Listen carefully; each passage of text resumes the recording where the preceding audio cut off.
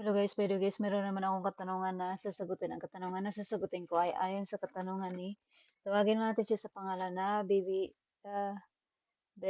Basti Vlog. So, sabi niya dito, maraming tanong to si ma'am eh. Hindi pala tanong, comment lang. Ate, wala akong rest day. Rest dito sa Singapore, di ba? Ate, 8 hours lang ang trabaho sa SG. Okay, basahin ko to mama. Sabi, ito yung recommended ng MOM. Sabi dito, for those working 5 days a week or less, MOM recommends up to 9 hours of work a day or 44 hours a week for contractual workers and up to 8 hours of work a day for those working more than 5 days a week. Pero itong sinasabi dito, hindi yan nasusunod. Hindi yan sinusunod ng mga employer. So, ang advice ko sa'yo, Ma'am Baby Basti, tingnan mo yung standard contract mo. Kung ano yung nakalagay dyan sa standard contract mo, yun yung sundin mo. Kasi sa akin, ang nakalagay kasi dyan sa standard contract ko, 8 hours lang talaga yung trabaho ko everyday. Kasi nga, nagtatrabaho ako ng uh, Monday to Saturday. So, 6 weeks yun. Or minsan 5 days lang pero mostly six days talaga every week yung trabaho ko. So, ang sinusunod doon, sinusunod namin ay yung nakalagay sa standard contract. 8 hours lang yung per day ko na trabaho. Dapat ganoon. Pero hindi ngayon nasusunod. So, pero tingnan mo kung ano yung nakalagay doon, kung mga ilang oras dapat yung pahinga mo na nakalagay sa standard contract. So, kailangan yun ang sundin. Tapos sabi mo pa dito, ate, nasa Singapore na po ako. Grabe, 5 days pa lang ako sumakit na likod ko. 5:30 gising, wala upuan, kaya kinausap ko talaga siya. Okay, ito yung may advice ko sa'yo, Ma'am Bibi Basti. Kung pagod ka, tapos kung sa tingin mo sobra-sobra na yung trabaho mo, tapos pagod ka talaga, pwede ka naman makiusap sa employer mo, pwede mo naman sabihin sa employer mo na, ma'am, pwede ba na magpahinga ako ng mga ganito? Kung kinausap mo na yung employer mo, tapos hindi pa rin siya pumapayag, no? Ikaw na gumawa ng paraan, utakan mo na. Kung pagod ka, kung sa tingin mo na pagod ka na talaga, masakit yung likod mo, umupo ka, wala yung magagawa. Ano, gusto niya hilahin ka niya or sasaktan ka niya kasi ayaw mo magtrabaho. So kung ganun yung gagawin niya, meron ka ng rason na para bumalik sa agency kasi ah, against na yan sa kasunduan niyo. So hindi pwede na yung employer saktan ang worker niya or yung employee niya. Tapos, bawal din na gutumin. Bawal din na sobra-sobra ang trabaho. So, tingnan mo yung standard contract mo. Kung ano yung nakalagay doon, yun ang sundin mo. Pwede kang mga tuwiran sa employer mo. Huwag kang matakot sa employer mo. Kung ano yung sinasabi ng employer mo na, okay, ito dapat yung gagawin mo, sige, gawin mo. Pero kung hindi kaya ng oras mo at saka ng panahon mo, pwede naman na huwag mo gawin. So, kailangan marunong tayo mga tuwiran. So, dapat sa tama lang. Tapos yung boses natin dapat ay hindi yung parang mai-insulto yung employer kung magsasabi ka sa kanila kasi lalong-lalo na kung sa Singapore ka tapos ang employer mo ay chikwa, pinakaayaw nila yung mga tuwiran ang worker nila sa kanila. Pero ito nga yung ina-advise ko sa'yo, wag ka matakot sa kanila.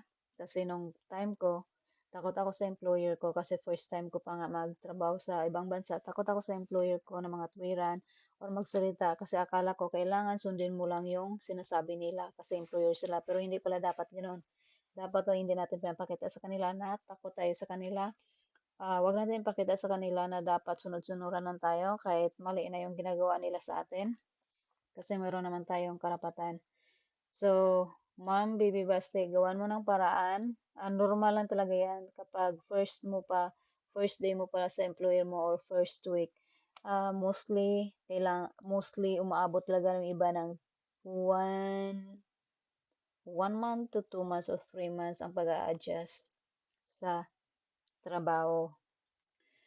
So, ikaw na lang gumawa ng paraan paano ka makapahinga, paano gumaan yung buhay mo kasi yung agency mo, kung yan lang yung rason mo, hindi ka nila kukunin kung oras lang. Kasi bakit? Ang agency ay mostly kung wala namang ginagawang karumal-dumal yung employer ng worker nila, hindi nila agad-agad yan pinupull out. So, pwede lang na pag-usapan or sasabihin yung problem sa employer para ma-solve, ganun. Tapos basahin ko pa ha, sabi mo dito, ate wala kong rest day dito sa Singapore, di ba? 8 hours lang ang work sa Singapore. Yun na nga yung sinabi mo sa akin. Basta kung six days ka magtatrabaho sa isang linggo, dapat, sa isang linggo, oo, dapat 8 hours of work a day. Those working more than 5 days a week. Yun ang recommended ni MOM. So, kung 5 days ka lang magtatrabaho, 9 hours dapat yung trabaho mo everyday. Pag 6 days a week, 8 hours. Yan ang nakalagay dito, yung recommended ng MOM. So, nasa iyo yan, tingnan mo yung standard contract mo, kung ano yung nakalagay doon, yun ang sundin mo. Kasi mostly sa mga employer, hindi nila sinusunod kasi wala namang may nagre-reklamo. O, di ba? So, dito naman tayo. Sabi mo, meron ka pa dito. Ate gusto ko umalis sa amo ko. Tapos ang sabi ng agency sa akin, hindi daw ako pwede magtrabaho sa Singapore kung may ugali daw ako. Nasumbong ako sa agency ko na baka about sa mga oras ko. Pero sa huli ako pa pala ang may kasalanan. Hindi ka man lang in-advise or pinagaan yung sarili mo, pakiramdam mo. Yung mga agency, ganun talaga yun. Yun yung reaction nila kung ganun kung yun lang yung problema mo sa employer mo. So, hindi ka talaga nila ipo-pull out dyan kung yan lang yung problema mo. Kasi pwede pa yan magawa ng paraan, pwede pa yan pag-usapan. So, pwede mo naman sabihin sa agency mo na tulungan nyo ako na sabihin to sa, sa employer ko. Kung hindi ka nila tutulungan, tapos nakiusap ka na rin sa employer mo, pwede mo sabihin sa employer mo na gusto ko magpahinga. Kailangan ko may pahinga kasi nga sumasakit talaga yung katawan ko. Ayaw ko naman na ma-depress kasi gusto ko rin na magtrabaho dito. Ganon. Pero kung ayaw mo na talaga dyan sa employer mo, pero para sa akin, hindi ko i-advise na aalis ka na. Kumbaga yung sasabihin mo, aalis na ako dito sa amo ko. Sa rason lang ng dahil dito sa oras. Kasi mostly talaga dyan, hindi talaga nila sinusunod yung kung ano yung nakalagay na oras. Pero kung gusto mo, pwede ka naman lumaban eh. Tumawag ka sa MOM. Ito yung hotline ng MOM. 1-800 ha. 1-800-339-5505. Lalagay ko rin dito sa description box yung MOM helpline. Hindi ibig sabihin na kapag tumawag ka sa MOM ay masama ka na or meron ng masamang mangyari sa employer mo, pwede naman na tumawag ka dito sa number na to, i-discuss mo yung problem mo sa employer mo para yung MOM i-remind yung employer mo para sundin talaga kung ano yung nakalagay sa kontrata, sa standard contract, ganun. So, tingnan mo yung nakalagay sa standard contract. Kung meron nilabag doon yung employer mo at saka hindi niya sinunod, pwede mo i-complain. Kahit sabihin na natin, ah, hindi kanila pina-off day sa isang buwan. Kasi merong batas na bago na sa Singapore na nag-start ng 2023 ba yun, na merong isang off day ang kasambahay, isang beses, isang araw na hindi nila pwedeng bayaran. So, dapat ngayong first month mo, dapat meron kang isang araw na off day na hindi nila pwedeng bayaran. So, lumabas ka.